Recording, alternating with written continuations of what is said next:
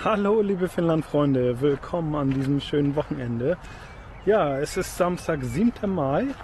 Es regnet und hier in Hyvinkää-Sveitsi wird immer noch, selbst bei Regen, Wintersport betrieben. Die fahren hier Ski und das Ganze sieht schon ein bisschen grau und matschig aus.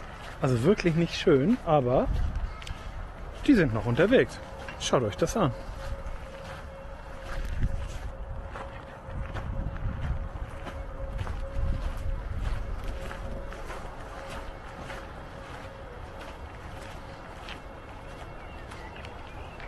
Üble Piste.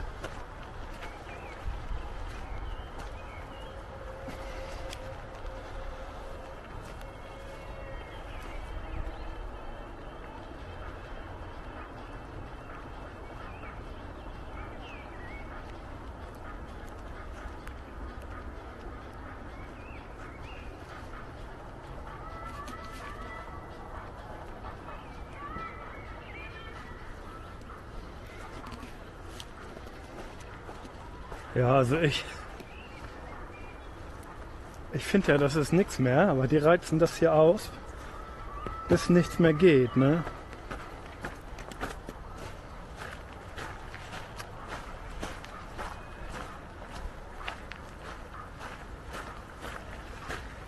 Da ist der Regen auch egal.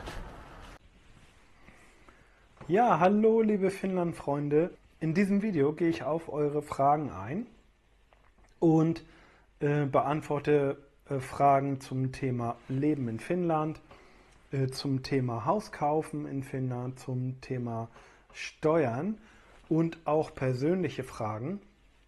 Und all das gibt's in diesem Video. Bleibt dran!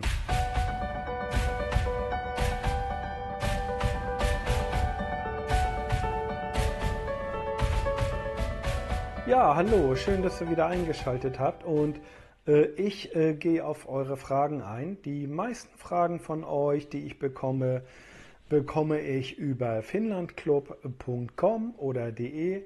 Dort gibt es ein Kontaktformular, könnt ihr mich persönlich anschreiben. Ich antworte auf jeden Fall, wenn es auch manchmal ein paar Tage dauert. Eine Frage war dort, sag mal Micha, wie lüften die Finnen eigentlich ihre Wohnung bei minus 30 Grad? Ja, das ist eine gute Frage. Also, Lüften ist hier nicht so angesagt, ne? Das ist natürlich, jeder versucht hier zu verhindern, dass die Bude auskühlt. Du kannst hier nicht eine Viertelstunde lüften bei minus 30 Grad. Es gibt in den meisten Küchen oder auch in einigen Räumen dann so kleine Möglichkeiten, die Fenster so ein Stückchen aufzumachen. Da ist von außen dann so ein Gitter, dass es nicht reinschneit. Aber die meisten Häuser und auch Wohnungen in Finnland sind mit Belüftungssystemen ausgestattet. Auch das hat mich gewundert, als ich zum Anfang hier nach Finnland kam und dann habe ich von außen immer die Klimaanlagen gesehen. Und dann dachte ich, wieso brauchen die Klimaanlage? So warm ist es ja in Finnland, nur hier auch nicht. Ja, es wird schon ziemlich warm im Sommer, aber so viele Monate sind das nicht. Also genau dafür ist es nämlich gedacht. Im Winter, wenn es kalt ist, dann wird ganz normal der Ofen geheizt in der Bude, hier mit Holz, schön Kamin anheizen. Die meisten haben dann so eine Hintergrundheizung noch, so eine Background Elektroheizung oder Fernwärme, die auch wirklich nur minimal genutzt wird. In den meisten Fällen wird da einfach der Kamin angeheizt und die Klimaanlage angemacht. Ne? Die Klimaanlage wird dann irgendwie so auf bisschen warm gestellt, dass die warme Luft dann in den Räumen verteilt wird und über dieses System gibt es auch Frischluft von außen. So, das ist das System in Finnland und neben den privaten Häusern sind auch Wohnungen, Stadtwohnungen und auch diese Blöcke, die man so kennt, mit Belüftungssystemen ausgestattet. Also da gibt es wenigstens Küche, Bad und Flur immer Belüftungssysteme, wo Frischluft eingeleitet und Abluft abgesaugt wird. Das Ganze hört man auch manchmal, wenn man ganz still ist. In den frühen Morgenstunden beginnt das denn. Und wenn du mal hier die Bude voll gestinkert hast und irgendwie Krabben mit Knoblauch gekocht oder was auch immer, Steak gebraten, dann kannst du dir sicher sein, dass das in ein paar Stunden hier auch abzieht. So, das war zur Aufwärmung mal die erste Frage. Die zweite Frage, sag mal Micha, wie ist das eigentlich, wenn ich ein Haus kaufen will in Finnland?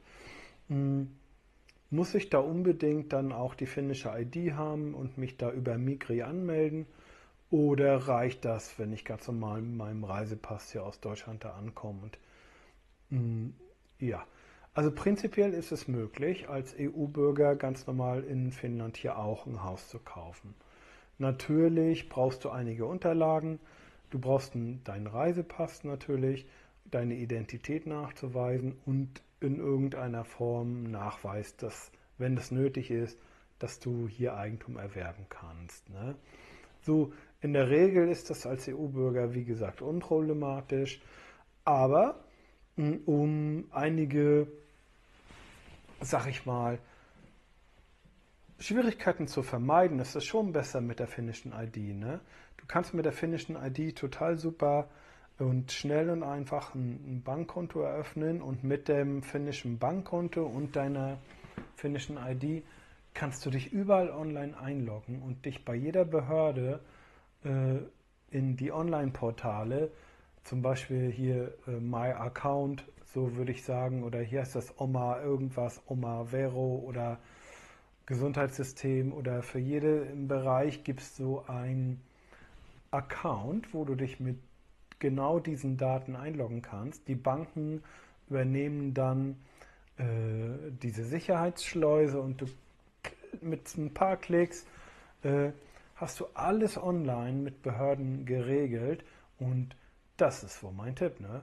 Also ich würde das schon hier machen, gerade wenn du sowieso in dein Haus, was dir hier gehört, dann ziehen willst, musst du es ja so oder so machen.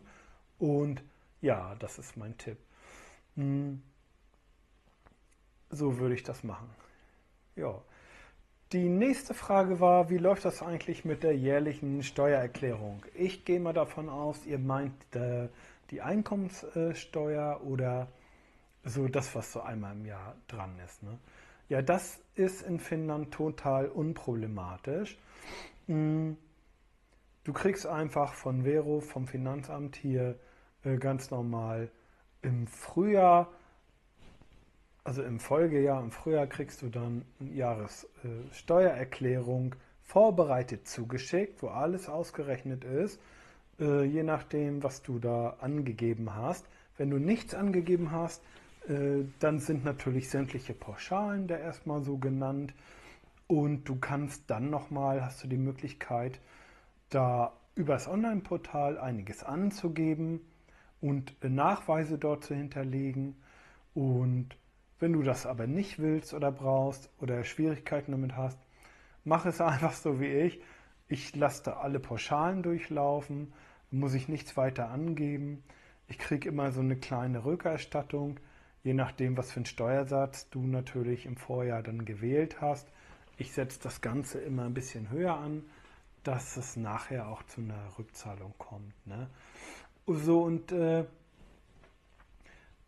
musst dann nichts weiter machen. Du brauchst also in Finnland keinen Steuerberater, du brauchst in Finnland keinen Experten, der dir irgendwie versucht, von der Steuer was zurückzuholen oder was weiß ich. Dieses ganze Zauberthema, was in Deutschland ja so immer Thema ist, mit Trips und Tricks sich da irgendwas zurückzuholen, so ein Quatsch, das ist alles hier überhaupt gar nicht nötig oder auch nicht möglich. Ne?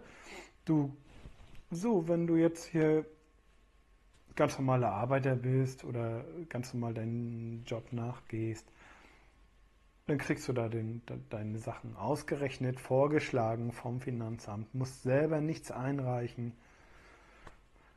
Und wenn du nichts machst, dann ist das so, wie das auf dem Zettel steht.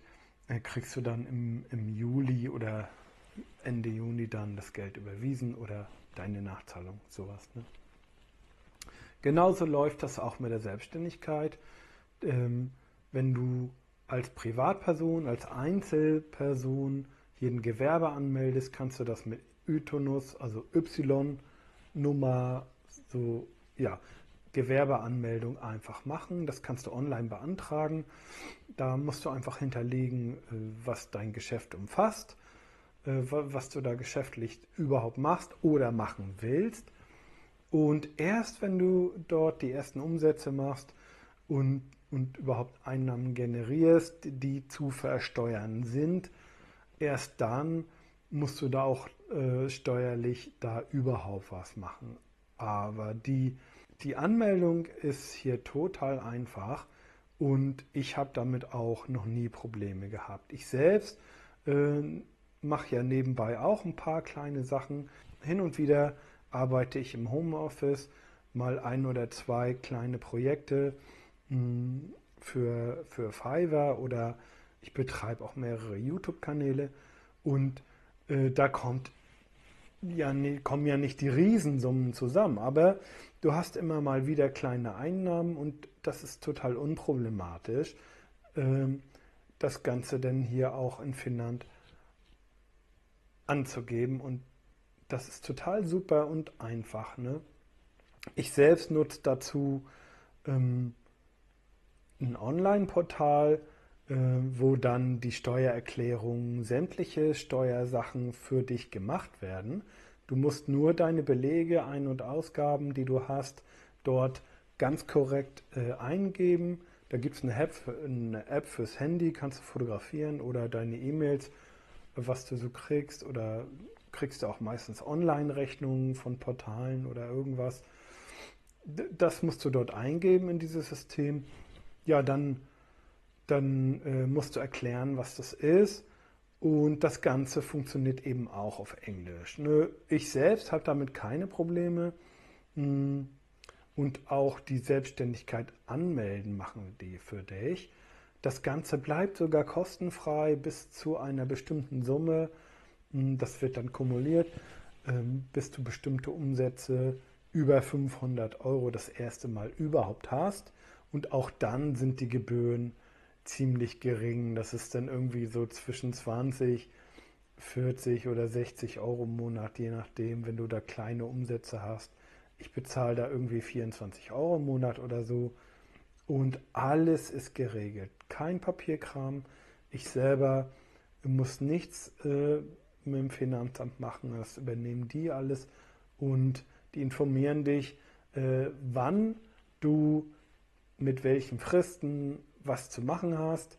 Und die übernehmen das und teilen dir dann per E-Mail mit, wie das aussieht. Da kannst du dann noch eingreifen, wenn du nichts machst.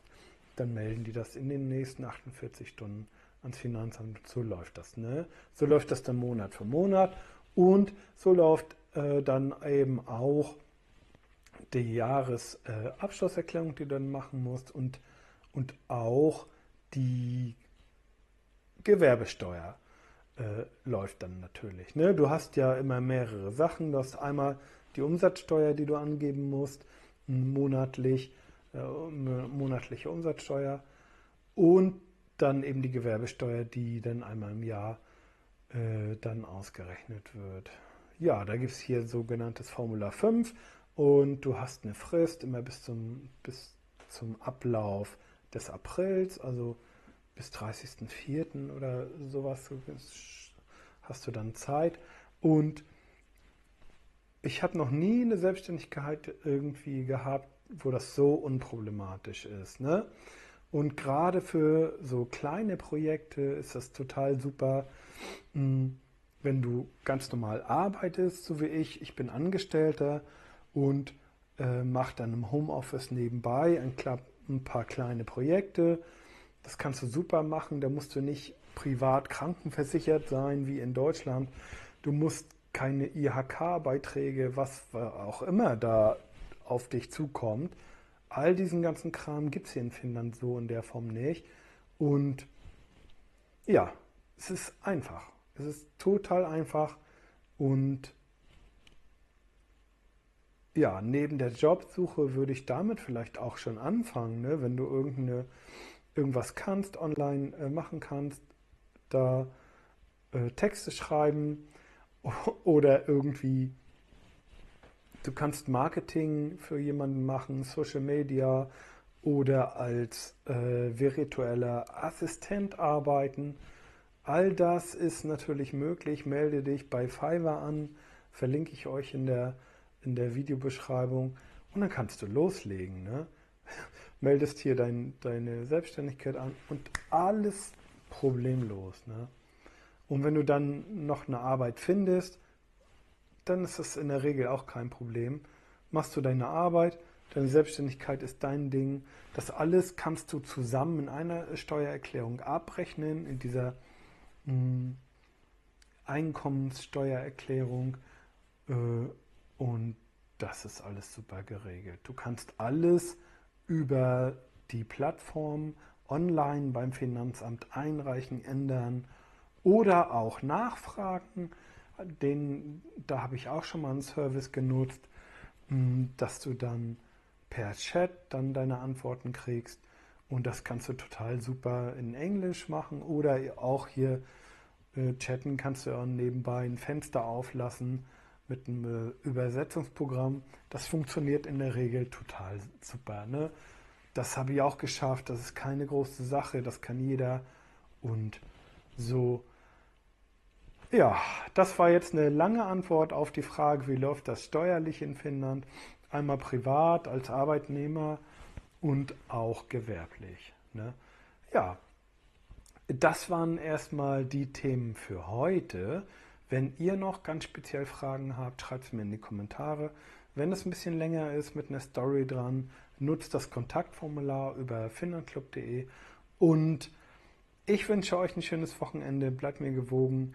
Finnland ist ein tolles Land. Schaut doch ab und zu hier mal rein. Es gibt ab und zu auch mal so finnische Impressionen. Und ich würde mich freuen, wenn ihr mir einen Daumen hoch da lasst und auch ein Abo. Und ja, wenn alles gut läuft, sehen wir uns nächste Woche wieder. Bis dahin, euer Micha. Ciao, ciao.